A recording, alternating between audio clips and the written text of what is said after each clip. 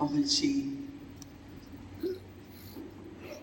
இன்று அனைவரின் நினைவை எடுத்துக்கொண்டு எப்பொழுது நான் பாபாவிடம் வதனத்தில் சென்றேனோ, வதனத்தில் அழைப்பு என்பது இருந்தது.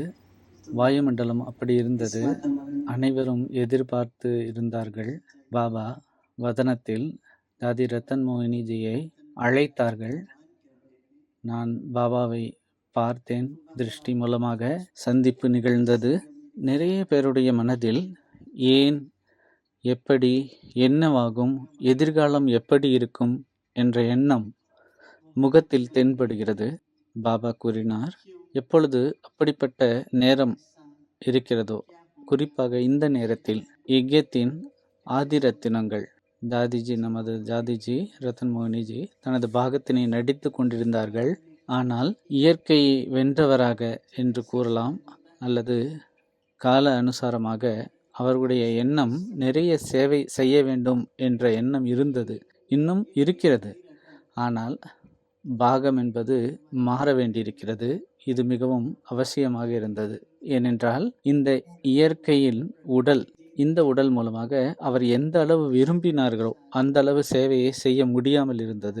பாபா கூறினார், அழைக்கிறார்கள் அனைவரும், ஆனால் இந்த நேரத்தில் பாபா விரும்புகிறார் ஒவ்வொரு குழந்தையும், முழு குழுமமும், அனைவரும் இணைந்து ஒற்றுமையோடு யஜ்யத்தின் பொறுப்புகளை எடுத்து நடத்த வேண்டும் என்று பாபா கூறினார். பாருங்கள், விரிவாக்கம் நிறைய நடந்துவிட்டது. குடும்பம் பெரியதாகிவிட்டது. யஜ்யம் மிகவும் பெரியதாகிவிட்டது. இன்று பாபா கோவர்தன மலையின் காட்சியினை காண்பித்தார். பாபாவின் ஒரு விரல், அதன் கூடவே நம் அனைவரின் ஒவ்வொரு விரலும் அதில் கொடுக்கப்பட்டுள்ளது. அனைவருடைய உதவியினுடைய விரல் கொடுக்கப்பட்டுள்ளது. இதில் 2 விதமாக இருக்கிறது. கோவர்தன மலையின் கீழே அனைவருக்கும் நமக்கு பாதுகாப்பு என்பது கிடைத்தது. இதுபோலவே நீங்கள் அனைவரும் கூட இப்பொழுது யாரெல்லாம் யஜ்யத்தில் வருகிறார்களோ, பாபாவிடம் வருகிறார்களோ, அவர்களுக்கு அப்படிப்பட்ட அனுபவம் இருக்க வேண்டும். ஏற்படுத்துங்கள், அப்படிப்பட்ட அனுபவத்தை கொடுங்கள். நீங்கள் உலகில் என்ன நடந்தாலும் சரி, ஆனால் பாபாவிடம் வந்த பிறகு உங்களுக்கு பாபா நமக்கு பாதுகாப்பினை கொடுக்கிறார். பாபாவுடைய குடை நிழலில் நாம் எப்பொழுது இருக்கிறோமோ பாபா நம்மை பாதுகாக்கிறார். நான் கூறினேன், பாபா, நான் போக் கொண்டு வந்துள்ளேன், சாந்திவனிலிருந்து, பெரிய குடும்பத்திலிருந்து கொண்டு வந்துள்ளேன். அனைவருடைய அன்பு நினைவுகளையும் எடுத்து கொண்டு வந்துள்ளேன். வெளிநாட்டிலிருந்தும் நிறைய பேர், டபுள் ஃபாரினர்ஸும் கூட விசேடமாக தாதிக்கு நினைவு கொடுத்துள்ளார்கள். எப்பொழுது நான் நினைவை கொடுத்தேனோ பாபாவுக்கு நான் கொடுத்தேன். பாபா தாதிக்கு போக் ஸ்வீகாரம் செய்ய வையுங்கள் என்று கூறினேன். பாபா தானும் ஸ்வீகாரம் செய்தார்கள், தாதிக்கு கொடுத்தார்கள். தாதி கூடவே தனது துணைவியர் அல்லது சகோதரர்கள் யாரெல்லாம் தாதியின் கூட இருந்தார்களோ அவர்கள் அனைவரையும் அழைத்தார்கள். அவர்களுக்கும் கொடுங்கள் பாபா என்று கூறினார்கள். அதுவும் மிக பெரிய குடும்பமாக இருந்தது. நமது பூர்வஜ் குடும்பம் அதுவும் வந்தது. அந்த குடும்பமும் வந்து தாதிக்கு திருஷ்டி கொடுத்தார்கள். பிறகு நான் கூறினேன், பாபா, லீலா சகோதரியினுடைய ஆசை உள்ளது, தாதிஜி வந்து திருஷ்டி கொடுக்க வேண்டும் என்று. பாபா தாதிஜியை பார்த்தார்கள். பார்த்து தாதியை கேட்டார்கள், நீ செல்ல விரும்புகிறாயா என்று.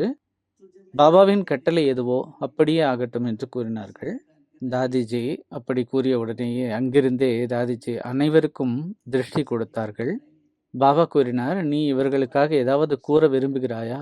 கூறலாம் என்று கூறினார். தாதி கூறினார்கள், சிநேகம் மற்றும் ஒற்றுமை, குழுமத்தில் சிநேகம் இருக்க வேண்டும், ஒற்றுமையும் இருக்க வேண்டும். இது இருந்தது என்றால் மிக சீக்கிரமாக எந்த காரியத்திற்கு நாம் பொறுப்பாக உள்ளோமோ அந்த காரியம் நிறைவடையும். உலகில் நிறைய பேர் எதிர்பார்த்து கொண்டு இருக்கிறார்கள் சுகம், அமைதி என்பது வேண்டும் என்று. ஏனென்றால் மிக அதிக துக்கம் உள்ளது, பயம் உள்ளது, கவலை உள்ளது. நீங்கள் அப்படிப்பட்ட முயற்சியினை செய்யுங்கள். நிரந்தரமானதாகவும் இருக்க வேண்டும், தடையற்றதாகவும் இருக்க வேண்டும். அதற்காக நீங்கள் அமைதியின் சக்தியினை கையாளுங்கள்.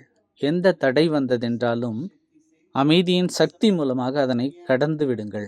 எப்படி பிரம்ம பாபாவும் கூட எவ்வளவு தடைகள் வந்தாலும் அமைதியின், சைலன்ஸின் சக்தி மூலமாக கடந்து சென்றார், வெற்றியாளரானார். அப்படியே இந்த விஷயத்திலும் நீங்கள் அந்த நினைவை ஊட்டுகிறார்கள் தாதி. அதை நினைவூட்டி, தாதிஜி நீங்கள் அமைதியின் சக்தி மூலமாக வெற்றியாளர்களாக ஆகுங்கள், வெற்றி ரத்தினங்களாக ஆகுங்கள் என்று கூறினார்கள்.